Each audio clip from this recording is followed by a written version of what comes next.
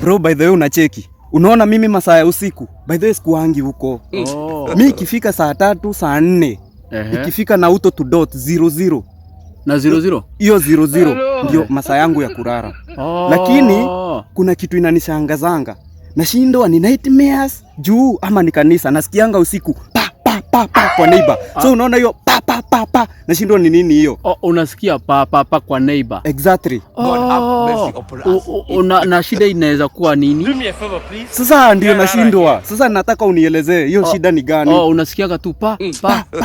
Bas, ushaikonfirm kama wanakuanga na net. Sasa bro, shwari net na nini inaingililiana wapi na papa? Sasa kuna hii design ya kaumbu kana kujawa kwa masikio.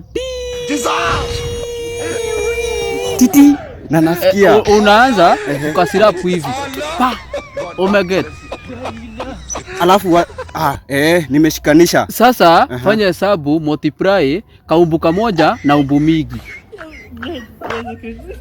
Utaanza kusirapu na mko wengi kwa nyumba, si ndio? Si wanakuanga wawili ama watatu. Na unasikia wakipiga duru ikienda pa.